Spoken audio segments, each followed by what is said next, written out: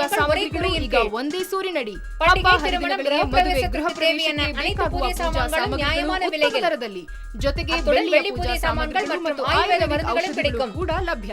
ಸಂಪರ್ಕಿಸಿ ಆರ್ವಿ ಭದ್ರಯ್ಯ, ಗ್ರಂಥಿಗೆ ವ್ಯಾಪಾರಿಗಳು, ಭಾಷಣ circle, Rajajinagar, Bengaluru. Run Tracks call டாக்ஸியின் சூப்பர் ஆஃபர். அட்வான்ஸா புக் பண்ணுங்க. 5% முதல் 25% வரை டிஸ்கவுண்ட் பெறுங்க. Conditions apply. Call Run Tracks call taxi 42422424. உங்களது அனைத்து ஆன்மீக தேவைகளுக்கும் கிரி சிடிஸ், புத்தகங்கள் மற்றும் பூஜைக்கு தேவையான எல்லா பொருட்களும் கிடைக்கும் ஒரே இடம் கிரி. இந்திய கலாச்சாரம் மற்றும் பாரம்பரியத்திற்கு. கல்யாணமஸ்து co-sponsored by For the 7 special occasions of your wedding, Bridal 7, brought to you by RMKB Wedding Silks.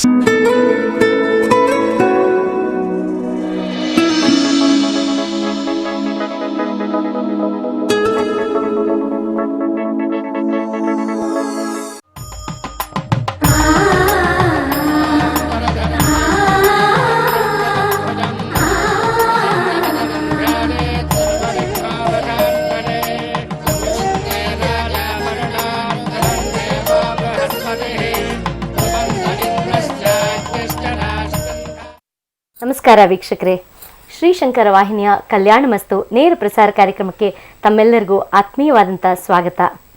Sri Shankara matrimony ಪ್ರಸ್ತುತಪಡಿಸುವ ಕಲ್ಯಾಣ ಮಸ್ತು ಕಾರ್ಯಕ್ರಮ ಇದು. ಮದುವೆಗೆ ಸಂಬಂಧಪಟ್ಟಿರುವಂಥ ಯಾವುದೇ ವಿಚಾರಗಳಲ್ಲಿ ಡೌಟ್ಸ್ ಇದ್ದರೆ, ನಿಮಗೆ ಸಲಹೆಗಳು ಬೇಕಾಗಿದ್ದರೆ ಅದನ್ನೆಲ್ಲ ನೀವು ಕರೆ ಮಾಡಿ ನಿಮ್ಮ ಒಂದು ಪರಿಹಾರವನ್ನು ಪಡ್ಕೊಳ್ಬೋದು ನಿಮ್ಮ ಡೌಟ್ಸ್ಗೆ. ಹಾಗೆಯೇ ಇವತ್ತು ನಮ್ಮ ಕಾರ್ಯಕ್ರಮದಲ್ಲಿ ನಮ್ಮ ಜೊತೆಗಿದ್ದಾರೆ ಕೆಂಪೇಗೌಡ ಪ್ರಶಸ್ತಿ ಪುರಸ್ಕೃತರು ಹಾಗೆ ನಿರ್ಭಯ ಪ್ರಶಸ್ತಿ ಪುರಸ್ಕೃತರು ಆದಂಥ ಶ್ರೀ ಲಲಿತಾ ನಾರಾಯಣ ಸ್ವಾಮಿಯವರು. ಬನ್ನಿ ಅಮ್ಮ, ಅವ್ರನ್ನ ನಮ್ಮ ಕಾರ್ಯಕ್ರಮಕ್ಕೆ ಸ್ವಾಗತಿಸೋಣ. ನಮಸ್ಕಾರ ಅಮ್ಮ. ನಮಸ್ಕಾರ. ಕಾರ್ಯಕ್ರಮಕ್ಕೆ ಸ್ವಾಗತ. ಧನ್ಯವಾದ.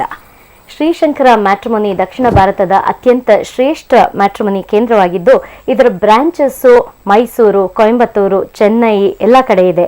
ಹಾಗೆ ಬೆಂಗಳೂರಿನಲ್ಲಿ ಇದರ ಹೆಡ್ ಕ್ವಾರ್ಟರ್ಸು ನ್ಯೂ BL ರೋಡ್ನಲ್ಲಿದೆ. ಹಾಗೆ ಇದರ ಬ್ರಾಂಚ್ ಆಫೀಸು ಸಂಪಿಗೆ ರಸ್ತೆಯಲ್ಲಿದೆ. ಸೊ ನೀವು ನಿಮ್ಮ ಬಾಳ ಸಂಗಾತಿಯನ್ನು ಅರಿಸ್ತಾ ಇದ್ರೆ ನೀವೇನು ಮಾಡಬೇಕು, www.srishankarammatrimony.com ಈ ವೆಬ್ಸೈಟ್ಗೆ ಲಾಗಿನ್ ಆಗಿ ಫ್ರೀಯಾಗಿ ರಿಜಿಸ್ಟರ್ ಮಾಡಿಕೊಂಡು ನೀವು ನಿಮ್ಮ ಬಾಳ ಸಂಗಾತಿಯನ್ನು ಹುಡುಕ್ಬೋದು. ಹಾಗೆಯೇ ಯಾವುದೇ ಕಚೇರಿಗಳಿಗೆ ಹೋದ್ರೂ ನೀವು ಅಲ್ಲಿ ಫ್ರೀಯಾಗಿ ರಿಜಿಸ್ಟರ್ ಮಾಡ್ಕೊಳ್ಬೋದು. ಶ್ರೀಶಂಕರ ಮ್ಯಾಟ್ರಿಮೋನಿಯ ಕಚೇರಿಗಳು ಸಂಪಿಗೆ ರೋಡು ಮತ್ತು ನ್ಯೂ BL ರಸ್ತೆಯಲ್ಲಿದೆ. ಇಲ್ಲಿ ಬಂದು ನೀವು ರಿಜಿಸ್ಟರ್ ಮಾಡ್ಕೊಳ್ಬೋದು ಅಂತ ಹೇಳ್ತಾ, ಈಗ ಮದುವೆಗೆ ಸಂಬಂಧಪಟ್ಟಿರುವಂತಹ ವಿಚಾರಗಳ ಬಗ್ಗೆ ನಮ್ಮ ಮಾತುಕತೆಯನ್ನು ಮುಂದುವರಿಸೋಣ. ಅಮ್ಮ, ಇವಾಗ ಮದುವೆ ಅಂತ ಹೇಳಿದ್ರೆ ಕೆಲವೊಂದು ಜಾತಕಗಳಲ್ಲಿ ವಕ್ರ ಗ್ರಹಗಳು ಇದೆ ಅಂತ ಹೇಳ್ತಾರೆ. ಈ ವಕ್ರ ಗ್ರಹಗಳು ಅಂದರೆ ಏನು? ಇದರಿಂದ ಏನಾದ್ರು ಮದುವೆಗೆ ತೊಂದರೆ ಆಗುತ್ತಾ, ಜಾತಕಕ್ಕೆ ತೊಂದರೆ ಆಗುತ್ತಾ? ಪ್ರಾರ್ಥನೆಯೊಂದಿಗೆ ಕಾರ್ಯಕ್ರಮ ಪ್ರಾರಂಭ ಮಾಡೋಣ. ಶ್ವೇತಾಂಬರಧರೆ ದೇವಿ ನಾನಾಲಂಕಾರ ಭೂಷಿತೆ ಜಗತ್ಸ್ಥಿತೆ ಜಗನ್ಮಾತ ಮಹಾಲಕ್ಷ್ಮೀ ನಮೋಸ್ತುತೆ. ಈ ಪ್ರಶ್ನೆ ಬಹಳ ಅಪರೂಪದ ಪ್ರಶ್ನೆ. ಯಾಕೆಂದ್ರೆ ಎಷ್ಟೋ ಜನಕ್ಕೆ ಗ್ರಹಗಳು ಗತಿಯಲ್ಲಿವೆ ಅಥವಾ ರೆಟ್ರೋಗ್ರೇಡ್ ಅಲ್ಲಿ ಇದೆ ಅಂತಂದ್ರೆ ಗೊತ್ತಿಲ್ಲ. ಗ್ರಹಗಳ ಮಾರ್ಗವನ್ನ ನಾವು 3 ಮಾರ್ಗಗಳಾಗಿ ಹೇಳ್ತೀವಿ. ಇದು ಮನುಷ್ಯ ತನ್ನ ಜೀವನದಲ್ಲಿ ಹೇಗೆ ನಡ್ಕೊಂಡು ಹೋಗ್ತಾನೋ ಅದೇ ರೀತಿಯು ಗ್ರಹಗಳ ಮಾರ್ಗ ಅಲ್ಲ. ಗ್ರಹಗಳು ಹೇಗೆ ನಡ್ಕೊಂಡು ಹೋಗುತ್ತವೋ ಮನುಷ್ಯ ಹಾಗೆ ನಡೀತಾನೆ ಅಂತ ಹೇಳ್ಬೇಕು ಅಲ್ವಾ? ಯಾದ್ರಿಂದ ನಾನು ರಿವರ್ಸ್ ಆಗಿ ಯಾತಕ್ಕೆ ಹೇಳಿದೆ ಅಂದ್ರೆ ಅರ್ಥವಾಗಲಿ ಅನ್ನೋದು ಉದ್ದೇಶಕ್ಕೆ ಹೇಳಿ ಮತ್ತೆ ಮಾಮೂಲಾಗಿ ಬಂದೆ. ಮನುಷ್ಯ ನೇರ ದಾರಿಯಲ್ಲಿ ಹೋಗ್ತಾ ಇರ್ತಾನೆ, ಅಥವಾ ಪಕ್ಕದ ದಾರಿಯಲ್ಲಿ ಹೋಗ್ತಾನೆ, ಅಥವಾ ಹಿಂದಕ್ಕೆ ಹೋಗ್ತಾನೆ ಅಲ್ವಾ? ಇದೆರಡು ನಡೆಯತಕ್ಕಂತಹದ್ದು. ಇದೇ ರೀತಿಯಲ್ಲಿ ಗ್ರಹಗಳು ಸಹ ನೇರವಾಗಿ 1, 2, 3, 4 ಅಂತ ಹೋಗ್ತಾ ಇರುತ್ತವೆ. ಅಥವಾ ರುಜು ಮಾರ್ಗದಲ್ಲಿ ಅಂದ್ರೆ ಸ್ವಲ್ಪ ಫಾಸ್ಟ್ ಆಗಿ ಟೈಮ್ ಆಗ್ಬಿಟ್ಟಿದೆ, ಇವಾಗ ನಾವು ಟ್ರೈನಿಗೆ ಹೋಗ್ಬೇಕು, ವಿಮಾನಕ್ಕೆ ಹೋಗ್ಬೇಕು, ಓಡ್ತಾನೆ, ಅದು ಒಂದು ಮಾರ್ಗ. ಇನ್ನೊಂದು ಕೆಲವು ಸರ್ತಿ ಯಾವುದೋ ಒಂದು ತೊಂದರೆಗಳಿಂದ ಹಿಂಜರಿಯುವುದುಂಟು. ಇದನ್ನ ವಕ್ರಗ್ರಹ ಅಂತ ಹೇಳ್ತೀವಿ. ವಕ್ರ ಅಂತಂತಂದ್ರೆ ಈಗ ನೀವು ದಾರಿಯಲ್ಲಿ ಹೋಗ್ತಾ ಇದ್ದೀರಾ, ನಾನು ನಿಮ್ಮ ಹಿಂದ್ಗಡೆಯಿಂದ ಬಂದು ನಿಮ್ಮ ಸೀರೆಯನ್ನು ಹಿಡಿದು ಎಳೆದು ಬಿಡ್ತೀನಿ. ನಿಮಗೆ ನಾನು ನಿಮ್ಮ ಸೀರೆಯನ್ನು ಹಿಡಿದು ಎಳೆದಿರ್ತೀನಿ ನಿಮಗೆ ಗೊತ್ತಿರೋದಿಲ್ಲ, ಅಥವಾ ನಾನು ಹಿಂದೆ ಬರ್ತಿದ್ದೀನಿ ಅಂತಲೂ ನಿಮಗೆ ಗೊತ್ತಿಲ್ಲ. ನಾನು ಎಳೆದಾಗ ನೀವೇನಾಗ್ತೀರಾ, 1 ನಿಮಿಷ ಜರ್ಕ್ ಆಗ್ಬಿಟ್ಟು ತಕ್ಷಣ ಹಿಂತಿರುಗಿ ನೋಡ್ತೀರಾ, ಯಾಕೋ ಏನಾಯ್ತೋ ಏನು ಕಾರಣ ಅಂದ್ಬಿಟ್ಟು. ಇದನ್ನೇ ನಾವು ವಕ್ರಗತಿ ಅಂತ ಹೇಳ್ತೀವಿ. ಆಗೇನಾಗುತ್ತೆ ಅಂದ್ರೆ ಮೂವ್ಮೆಂಟು ಸಡನ್ ಆಗಿ ಹಿಂದಕ್ಕೆ ಫಾಸ್ಟ್ ಮೂವ್ಮೆಂಟ್ ಆಗ್ಬಿಡುತ್ತೆ. ಹಿಂದಕ್ಕೆ ಬರ್ತಾ ಇರತಕ್ಕಂತಹದ್ದು ನೀವು ಮುಂದಕ್ಕೆ ಯಾವುದೋ ಒಂದು ಸ್ಪೀಡಲ್ಲಿ ಹೋಗ್ತಾ ಇದ್ದರು, ಹಿಂದಕ್ಕೆ ಸಡನ್ ಆಗಿ ಒಂಚೂರು ಫಾಸ್ಟ್ ಆಗ್ತೀರಾ, ಹಿಂದಕ್ಕೆ ಫಾಸ್ಟ್ ಆಗ್ತೀರಾ. ಇದನ್ನ ವಕ್ರಗತಿ ಅಂತ ಹೇಳ್ತೀವಿ. ಇದು ಗ್ರಹಗಳಲ್ಲಿ ನಡೆಯತಕ್ಕಂತಹದ್ದು ಸರ್ವೇ ಸಾಮಾನ್ಯ. ಮನುಷ್ಯ ಹೇಗೋ ಹಾಗೆ ಗ್ರಹಗಳು ಹೇಗೆ ಹೋಗುತ್ತೋ ಹಾಗೆ ಮನುಷ್ಯನು. ಇದು ಜಾತಕನು ಹುಟ್ಟಿದ ಸಮಯದಲ್ಲಿ ಸಹ ಅನೇಕ ಗ್ರಹಗಳು ಈ ಪೊಸಿಷನ್ನಲ್ಲಿರುತ್ತೆ. ಗೋಚಾರದಲ್ಲಿ ಸಹ ಈ ವಕ್ರ ಗ್ರಹಗಳು ನಡೆಯುತ್ತೆ. ಈಗ ಕುಜ ಇಷ್ಟು ದಿವಸವೂ ತುಲಾರಾಶಿಯಲ್ಲಿ ಇದ್ದ. ಈಗ ಮೊನ್ನೆಯಿಂದ ಅವನು ವಕ್ರೀಗ್ರಹವಾಗಿ ಮತ್ತೆ ವಾಪಸ್ ಕನ್ಯಾಗ್ ಬಂದ್ಬಿಟ್ಟಿದ್ದಾನೆ. ತುಲಾ ಆದ ನಂತರ ನ್ಯಾಯವಾಗಿ ಅವನು ಹೋಗ್ಬೇಕಾದ್ರೆ ಎಲ್ಲಿಗೆ ಹೋಗ್ಬೇಕು? ವೃಶ್ಚಿಕಕ್ಕೆ ಹೋಗ್ಬೇಕು. ಈಗ ಅವನು ವಾಪಸ್ ಎಲ್ಲಿಗೆ ಬಂದಿದ್ದಾನೆ? ಕನ್ಯಾಗ್ ಬಂದಿದ್ದಾನೆ. ಅಂದ್ರೆ ಹಿಂದಕ್ಕೆ ಬಂದ ಅಂತ ಆಯ್ತು, ವಕ್ರವಾಗಿ ವಾಪಸ್ ಬಂದ್ಬಿಟ್ಟ ಅಂತ ಆಯ್ತು. ಇಂತಹ ವಕ್ರೀಗತಿಯಲ್ಲಿ ಬಂದಾಗ ಇದು ಅತ್ಯಂತ ತೊಂದರೆಯೋ ಅಥವಾ ಅತ್ಯಂತ ಒಳ್ಳೆಯದು ಅನ್ನತಕ್ಕಂತಹದ್ದನ್ನು ನಾವು ಪರಿಶೀಲಿಸಬೇಕು. ಯಾವ ಗ್ರಹಗಳು ವಕ್ರೀಗತಿಯಲ್ಲಿದೆ ಅನ್ನತಕ್ಕಂತಹದ್ದನ್ನ ನೋಡಬೇಕು. ಯಾಕೆಂದ್ರೆ ಗ್ರಹಗಳಲ್ಲಿ ಶುಭ ಗ್ರಹಗಳಿದೆ, ಗ್ರಹಗಳಲ್ಲಿ ಅಶುಭ ಗ್ರಹಗಳಿದೆ. ಈ ಗ್ರಹಗಳಲ್ಲಿ ಮಿತ್ರ ಗ್ರಹಗಳಿದೆ, ಗ್ರಹಗಳಲ್ಲಿ ಶತ್ರು ಗ್ರಹಗಳಿದೆ. ಗ್ರಹಗಳಲ್ಲಿ ಮಿತ್ರ ಸ್ಥಾನಗಳಿದೆ, ಗ್ರಹಗಳಲ್ಲಿ ಶತ್ರು ಸ್ಥಾನಗಳಿದೆ, ಸ್ವಕ್ಷೇತ್ರಗಳಿದೆ. ಈಗ ನಾವು ಕುಜನೇ ವಕ್ರಗತಿಯಾಗಿ ಬಂದಿರೋದ್ರಿಂದ ಅವನಿಗೆ ಏನಾಗಿದೆ ಅಂತ ನೋಡೋಣ. ತುಲಾದಲ್ಲಿದ್ದಾಗ ತುಲಾ ಶುಕ್ರನ ಮನೆ, ಅದೇನು ಅವನ ಫ್ರೆಂಡ್ ಮನೆ ಅಲ್ಲ, ಅಲ್ಲೂ ಅವನು ಶತ್ರುವಿನ ಮನೆಯಲ್ಲೇ ಇದ್ದ. ಏನೋ ಒಂದ್ ಕಡೆ ಒಂದ್ ಮೂಲೆಯಲ್ಲಿ ಶತ್ರುವಿನ ಮನೆಯಲ್ಲಿ ಸುಮ್ಮನೆ ಕುತ್ಕೊಂಡಿದ್ದ ಅಂತ ಹೇಳ್ಬೋದು. ಈಗ ಅವನು ಕನ್ಯಾಗೆ ಬಂದಿದ್ದಾನೆ ಅಂತಂದ್ರೆ ಅದು ಬುಧನ ಮನೆ. ಬುಧನಿಗೂ ಶುಕ್ರನಿಗೂ ಬುಧನಿಗೂ ಕುಜನಿಗೂ ಆಗೋದೇ ಇಲ್ಲ. ಬುಧಾಂಗಾರಕ ಯೋರಿವ ಅಂತ ಹೇಳ್ತೀವಿ. ಇದನ್ನ ರಾಮ ರಾವಣ ಯೋರಿವ ಅಂತ ಹೇಳ್ತೀವಿ. ಅಂದ್ರೆ ರಾಮ ರಾವಣನಿಗೆ ಹೇಗಾಗೋಲ್ವೋ ಹಾಗೆ ಬುಧ ಗ್ರಹಕ್ಕೆ ಕುಜ ಗ್ರಹಕ್ಕೆ ಒಂದ ತಲೆ ಕಂಡ್ರೊಂದಕ್ಕಾಗಲ್ಲ. ಅಂತಹವನು ವಕ್ರಗತಿಯಲ್ಲಿ ಬಂದಾಗ he is as good as exaltation ಅಂತ ನಾವು ಹೇಳ್ತೀವಿ. ಉಚ್ಚ ಸ್ಥಾನಕ್ಕೆ ಬಂದಾಗ ಏನ್ ಪವರ್ ಇರುತ್ತೋ ಅಂತಹ ಪವರ್ ಬಂದ್ಬಿಡುತ್ತೆ. ಶತ್ರುವಿನ ಮನೆಯಲ್ಲಿ ಬಂದು ಕುಳಿತುಕೊಂಡಿದ್ದಾನೆ. ಮೊದಲೇ ಬುಧ ಶತ್ರು, ಕುಜ ಅವನಿಗೆ ಬದ್ಧ ಶತ್ರು, ಈಗ ಪವರ್ಫುಲ್ ಶತ್ರು ಆಗ್ಬಿಟ್ಟ. ಮೊದಲೇ ಶತ್ರು, ಇಬ್ರು ಬದ್ಧ ಶತ್ರುಗಳು. ಶತ್ರುವಿನ ಮನೆಗೆ ಬಂದ, ಬರೀ ಶತ್ರುವಾಗಿ ಬರಲಿಲ್ಲ, ಈಗ ಸಮಶಕ್ತಿಯುಳ್ಳವನಂತಹ ಬಂದ್ಬಿಟ್ಟ. ಹಾಗಾಗಿ ಕನ್ಯಾ ರಾಶಿಯವರಿಗೆ ಸ್ವಲ್ಪ ತೊಂದರೆಗಳು ಉಂಟಾಗತ್ತೆ. ಅವನು ಎಲ್ಲಿಯವರೆಗೆ ಆ ಮನೆಯಲ್ಲಿರ್ತಾನೋ ಅಂತಹ ಸಂದರ್ಭಗಳಲ್ಲಿ ನೀವು ಯಾವುದೋ ಒಂದು ಮದುವೆ ವಿಷಯಕ್ಕೆ ನೋಡಿರಬಹುದು ಅಥವಾ ಬೇರೆ ಯಾವುದೇ ಕೆಲಸಗಳಿಗೆ ನೋಡಿರಬಹುದು, ಸ್ವಲ್ಪ ಅಡೆತಡೆಗಳು ಉಂಟಾಗತ್ತೆ. ಆದ್ರೆ ಇದು ಜಾತಕದಲ್ಲೇ ಗತಿಯಲ್ಲಿರುತ್ತಲ್ವಾ, ಆಗ ಆ ತೊಂದರೆಗಳನ್ನ ನಾವು ನೋಡೋದಿಲ್ಲ. ಸಡನ್ ಆಗಿ ಇವಾಗ ನಮ್ಮ ಮನೆಗೆ ಯಾರೋ ನಾವು ಚೆನ್ನಾಗಿ ವಾಸ ಮಾಡ್ತಾ ಇರೋ ಮನೆಗೆ ಒಬ್ಬ ಶತ್ರು ಎಂಟರ್ ಆಗ್ಬಿಟ್ರೆ ನಮ್ಮ ಮನೆಗಳವ್ರ ಮಧ್ಯೆ ನಮ್ಮ ಮಧ್ಯೆ ಕಲಹಗಳು ಬಂದುಬಿಡುತ್ತೆ. ಯಾಕೆಂದ್ರೆ ಅವನ ಶತ್ರು. ಸದಾ ಆ ಶತ್ರು ನಮ್ಮೊಂದಿಗೆ ನಮ್ಮಲ್ಲೇ ಒಬ್ಬ ಶತ್ರು ಇರೋನಾದ್ರೆ ನಾವು ಕೇರೆ ಮಾಡಲ್ಲ, ಮಾಮೂಲಿ ಇವನ್ ಕತೆ ಅಂತ ಅನ್ಕೊಂಡು ಸುಮ್ಮನಾಗ್ಬಿಡ್ತೀವಿ. ನಮ್ಮ ಜನಜೀವನ ಹೇಗೆ ನಡೆಯುತ್ತೋ ಗ್ರಹಗಳು ಹಾಗೆ ಅಂತ ತಿಳ್ಕೋಬೇಕು. ಇವನೀಗ ಸಡನ್ ಆಗಿ ಬಂದಿದೆ ಕುಜಗ್ರಹ.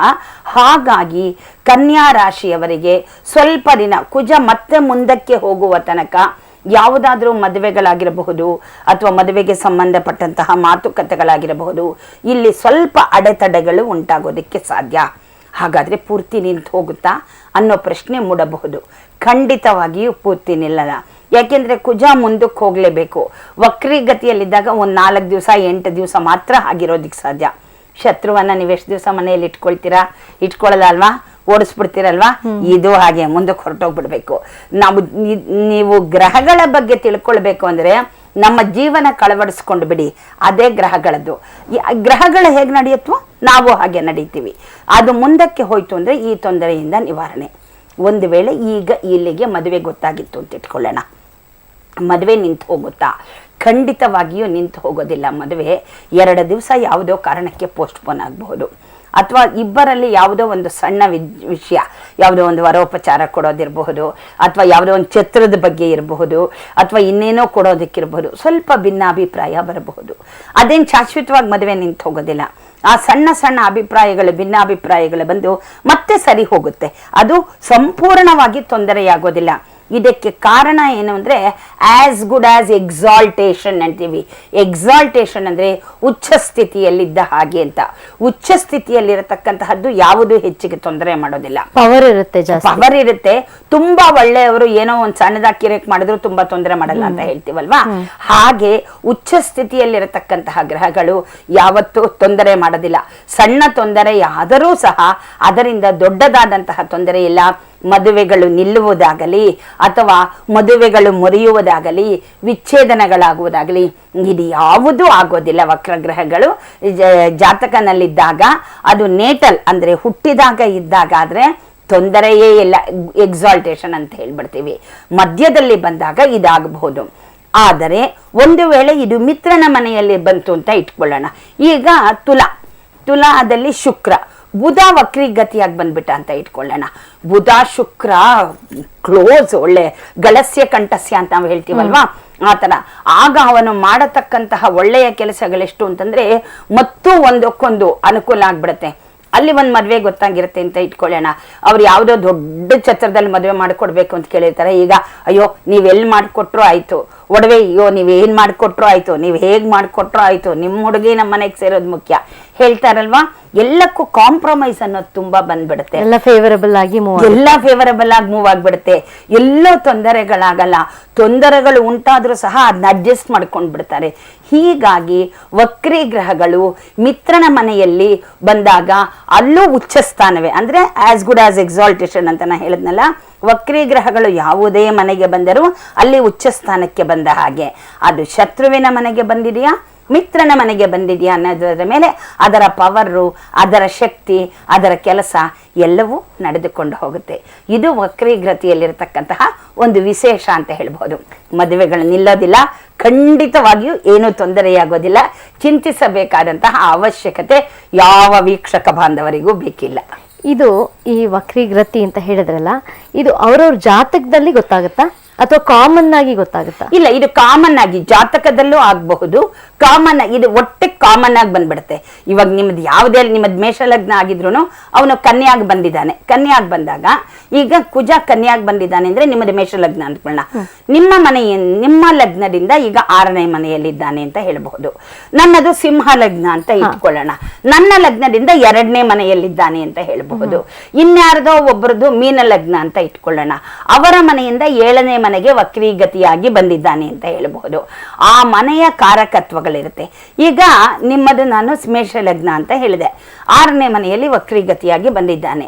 ಅದನ್ನ ರೋಗ, ರಿಪು, ಋಣ, ರುಜಿನದ ಸ್ಥಾನ ಅಂತ ಹೇಳ್ತೀವಿ. ನಿಮಗೆ ಮೊದಲೇ ಶತ್ರುಗಳಿದ್ದಾರೆ, ಮೊದಲೇ ಸಾಲವಿದೆ, ಮೊದಲೇ ಯಾವುದೋ ಒಂದು ತಲೆನೋವಿನ ತಾಪತ್ರಯ ಇದೆ. ಅದು ಒಂದು ಸ್ವಲ್ಪ ಜಾಸ್ತಿ ಆಗಬಹುದು. ಅದು ಅವನಿರೋಷ್ಟು ದಿವಸವು ಸ್ವಲ್ಪ ಜಾಸ್ತಿ ಆಗ್ಬೋದು, ಮೆಡಿಸಿನ್ಸ್ ಜಾಸ್ತಿ ತಗೊಳ್ಳೋದಾಗಬಹುದು. ಅದು ಮುಂದಕ್ಕೆ ಹೊರಟೋಗ್ಬಿಟ್ರೆ ಪ್ರಾಬ್ಲಮ್ ಇಲ್ಲ. ಅದೇ ಮೀನ ಲಗ್ನದವರಿಗೆ 7ನೇ ಮನೆಯಾಗುತ್ತೆ. ಅದು ದಾಂಪತ್ಯ ಜೀವನದಲ್ಲಿ ಅಥವಾ ಪಾಲುದಾರಿಕೆ, ಪಾರ್ಟ್ನರ್ಶಿಪ್ ಇರುತ್ತಲ್ಲ, ಇಲ್ಲಿ ಒಂದು ಸ್ವಲ್ಪ ತಿಕ್ಕಾಟ ಬರಬಹುದು. ಪಾಲುದಾರಿಕೆ ಹಂಚ್ಕೊಳ್ಬೇಕಾದ್ರೆ ಗಂಡ ಹೆಂಡತಿ ಇರಲಿ. ಕೆಲವು ಸರ್ತಿ ಗಂಡ ಹೆಂಡತಿ ಇನ್ನಿವ್ರು ಬಿಟ್ರೆ ಇಲ್ಲ ಅನ್ನುವಂತಹ ಗಂಡ ಹೆಂಡತಿ ಇರ್ತಾರೆ. ಕೆಲವು ಸರ್ತಿ ಅವ್ರಿಗೆ ಕಿತ್ತಾಡೋದು ನೋಡಿದ್ರೆ ಯಾವ ಡೈವರ್ಸ್ ಆಗೋಗ್ತಾನೋ ಅಂತ ಅನ್ಸ್ಬಿಡುತ್ತೆ. ಆ ಡೈವೋರ್ಸ್ಗೇನು ಹೋಗೋದಿಲ್ಲ, ಅಷ್ಟು ಚೆನ್ನಾಗಿ ಜಗಳ ಆಡ್ತಾರೆ. ನೋಡಿದವ್ರು ಇನ್ನೇನಪ್ಪ ಅಂತ ಅನ್ಸ್ಬಿಡುತ್ತೆ, ಮತ್ತೆ ಸರಿ ಹೋಗ್ತಾರೆ. ಸಿಂಹ ಲಗ್ನದಿಂದ ನಾನು 2ನೇ ಮನೆ ಅಂತ ನಂದು ಹೇಳ್ಬಿಟ್ಟೆ ಅಂತ ಇಟ್ಕೊಂಡ.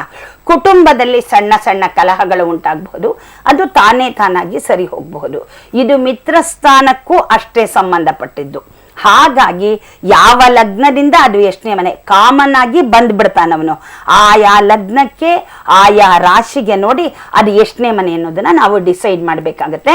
ಆ ಮನೆಯ ಕಾರಕತ್ವಗಳನ್ನು ಅನುಸರಿಸಿ ಆ ಕಾರಕತ್ವಗಳಿಗೆ ಸಂಬಂಧಪಟ್ಟಂತೆ ಒಳ್ಳೆಯದು ಕೆಟ್ಟದ್ದು ಆಗತ್ತೆ. ಈಗ ನಾನು ಹೇಳಿದೆ ಮೀನಕ್ಕೆ ಅಂದ್ರೆ 7ನೇ ಮನೆ ದಂಪತಿಗಳ ಮಧ್ಯೆ, ಪಾಲುದಾರರ ಮಧ್ಯೆ. ಸಿಂಹಕ್ಕೆ ಅಂದರೆ ಕುಟುಂಬದ ಮಧ್ಯೆ, ಮೇಷಕ್ಕೆ ಅಂದರೆ ಸಣ್ಣ ರೋಗಗಳು, ತೊಂದರೆಗಳು, ಶತ್ರುಗಳು ಆಗ್ಬೋದು ಅಂತ. ಈ ರೀತಿಯಾಗಿ ವಕ್ರಿ ಗ್ರಹಗಳು ಸಣ್ಣ ಸಣ್ಣ ತೊಂದರೆಗಳನ್ನು ಉಂಟು ಮಾಡುತ್ತೆ, ಅಥವಾ ಅಷ್ಟೇ ಸಣ್ಣ ಸಣ್ಣ ಒಳ್ಳೆಯದನ್ನು ಮಾಡಿಬಿಡುತ್ತೆ. ಇವಾಗ ಒಂದು ವೇಳೆ ಮೀನಕ್ಕೆ ಶುಕ್ರ ವಕ್ರೀಗತಿಯಲ್ಲಿ ಬಂದ್ಬಿಟ್ಟ ಅಂತ ಇಟ್ಕೊಳ್ಳೋಣ. ಅದು ಕುಂಭ ಲಗ್ನ ಅಂತ ಇಟ್ಕೊಳ್ಳೋಣ, 2ನೇ ಮನೆ. ಶುಕ್ರನಿಗೆ ಆ ಮನೆಯಲ್ಲಿ ಉಚ್ಚ ಸ್ಥಾನ. ಅಯ್ಯೋ, ಇನ್ನು ಅವರು ಮೊದಲೇ ಫ್ರೆಂಡ್ಸು. ಇವಾಗ ಒಬ್ಬರನ್ನೊಬ್ರು ಬಿಟ್ಟಿರಲ್ಲ, ಮೆತ್ಕೊಂಡು ಫೆವಿಕೋಲ್ ಅಂಟಿಸ್ಕೊಂಡಂಗೆ ಇದ್ಬಿಡ್ತಾರೆ. ಅವ್ರ ಮನೆಯಲ್ಲಿ ಇವರು, ಇವ್ರ ಮನೆಯಲ್ಲಿ ಅವರು, ಬಿಟ್ಟು ಹೋಗಲ್ಲ. ಈ ರೀತಿಯಾಗಿ ಹೊಂದಾಣಿಕೆಯೋ ಅಥವಾ ತೊಂದರೆಯೋ ಯಾವುದೋ ಒಂದು ಸಣ್ಣ ಸಣ್ಣ ರೀತಿಯಲ್ಲಿ ಆಗುತ್ತೆ ಹೊರತು ಮೇಜರ್ ಆಗಿ ಯಾವ ತೊಂದರೆಯೂ ಆಗೋದಿಲ್ಲ. ವಕ್ರೀ ಗ್ರಹಗಳ ಬಗ್ಗೆ ಯಾರಾದರೂ ಮನಸ್ಸಿನಲ್ಲಿ ವಿಶೇಷವಾದಂತಹ ಆತಂಕಗಳನ್ನು ಇಟ್ಟುಕೊಂಡಿದ್ದರೆ ಚಿಂತೆ ಮಾಡಬೇಕಾಗಿಲ್ಲ. ವೀಕ್ಷಕರೇ, ವಕ್ರಿ ಗ್ರಹಗಳು ಅಂದರೆ ಏನು, ಅವು ಯಾವ ಥರ ಎಫೆಕ್ಟ್ ಮಾಡುತ್ತೆ ನಮಗೆ ಅನ್ನೋದನ್ನ ಅಮ್ಮ ಅವರು ತಿಳಿಸ್ತಾ ಇದ್ದಾರೆ. ನಮ್ಮ ಮಾತನ್ನು ಮುಂದುವರಿಸೋಣ. ಆದರೆ ಈಗ www.srishankaramatrimony.com ಈ ಒಂದು ವೆಬ್ಸೈಟಲ್ಲಿ ರಿಜಿಸ್ಟರ್ ಆಗಿರುವಂಥ ಪ್ರೊಫೈಲ್ಗಳನ್ನ ನೋಡ್ಕೊಂಡು ಬರೋಣ ಬನ್ನಿ. Harigopalakrishnan, age 42, caste Brahmin Iyer, SSM ID SSM 10136, education Masters. Chandramouli Patanjali, age 30, caste Brahmin, SSM ID SSM 16674, education Masters. Vaishnavi Shankar, age 23, caste Brahmin Iyer, SSM ID SSM 53963. Raghavendran, age 32, caste Brahmin Madhva, SSM ID SSM 31814. Joshi Raghavendra, age 33, caste Sri Vaishnava, SSM ID SSM 39640, education Bachelors. Karthik Jagannathan, age 33, caste Brahmin Iyer, SSM ID SSM 3714, education Masters. Krishna Kumar, age 37, caste Brahmin Iyer, SSM ID SSM 20244. Venkata Subramanian, age 32, caste Brahmin Iyer, SSM ID SSM 46418. Ishwaran Hariharan, age 36, caste Brahmin Iyer, SSM ID SSM 9471, education Masters. Muralidhar, age 33, caste Brahmin Iyer, SSM ID SSM 32172, education Masters. Lata Gopal, age 34, caste Mudaliyar, SSM ID SSM 46045, education Masters. G. Prakash, age 32, caste Brahmin Vadama, SSM ID SSM 35053, education Bachelors. Karthik, age 29, caste Brahmin Iyer, SSM ID SSM 22421, education Masters.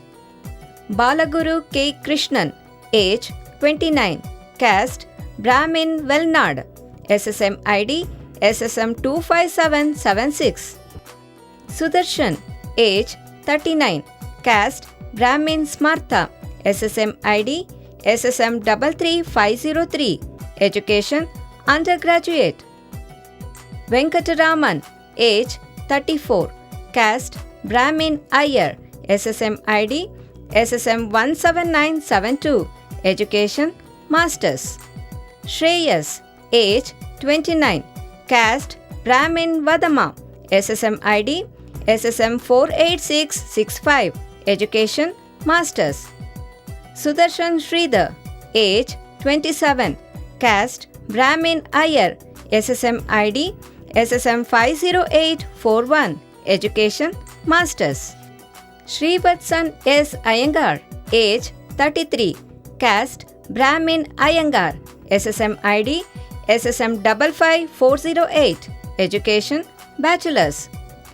Sri Hari Lakshmi Narasimhan, age 36, caste Brahmin Iyengar, SSM ID SSM 57965, education Bachelors. Vikram Sridhar, age 29, caste Brahmin Iyengar, SSM ID SSM 56892, education Bachelors. Rajalakshmi Narayan, age 26, caste Brahmin Iyer, SSM ID SSM 57722, education Bachelors.